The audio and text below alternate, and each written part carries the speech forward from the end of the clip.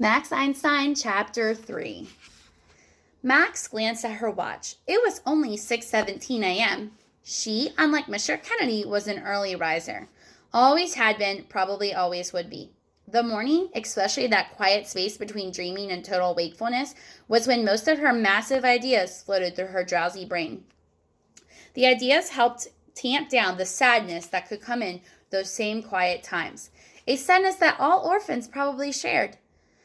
Made more intense because Max had no idea who either of her parents were. Max creaked her way back up the hall to her room as quietly as she could. She could hear Mr. Kennedy already snoring behind her. Max had decorated her own sleeping space in the stables building the same way she had decorated all of her rooms she had ever temporarily lived in, by propping open her battered old suitcase on its side to turn it into a display case, all things Albert Einstein. Books by and about the famous scientists were lined along the bottom like a bookshelf. Both lids were filled with her collection of Einstein photographs and quotes. She even had a Einstein bobblehead she'd found, once upon a time, in a museum store dumpster. She used it as a bookend. Max couldn't remember where the suitcase came from. She just always had it. It was older than her rumpled knit sweater, and that thing was an antique. The oldest photograph in the collection, the one that someone other than Max, she didn't know who, had pasted inside the suitcase so long ago that its edges were curling, showed the great professor lost in thought. He had a bushy mustache and long, unkempt hair. His hands were clasped together, almost as if in prayer. His eyes were gazing up towards infinity. That photograph was Max's oldest memory. And since she never knew her own parents at an early age, Max found herself talking to the kind grandfatherly man at bedtime. He was a very good listener.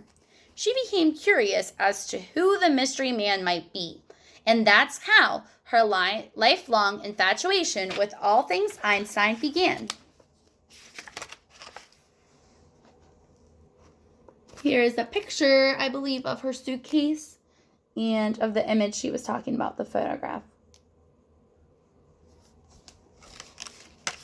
Like how he was born in Germany, but had to leave his home before the Second World War.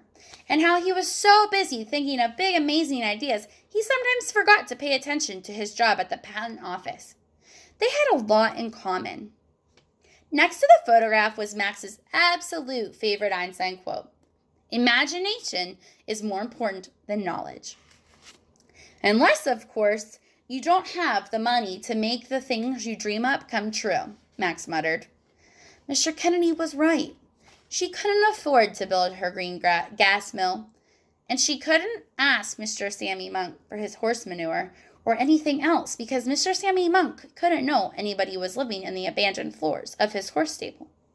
She'd just have to imagine a different solution to the squatter's heating dilemma, one that didn't cost a diamond, could be created out of someone else's discarded scraps. Max turned to her computer, which she had built herself from found parts. It was amazing what some people in New York City tossed to the curb on garbage pickup days. Max had been able to solder together with a perfectly good soldering iron someone had thrown out. Enough discarded circuit boards, unwanted wiring, abandoned processors, rejected keyboards, and one slightly blemished Retina screen from a cast-off MacBook Pro to create a machine that whirred even faster than her mind.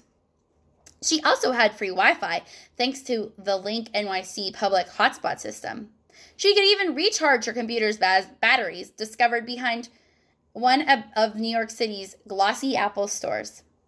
At the kiosk just down the road from the stables, reliable Wi-Fi was one of the main reasons Max had selected her current accommodations. Easy access to a top-flight school was the other.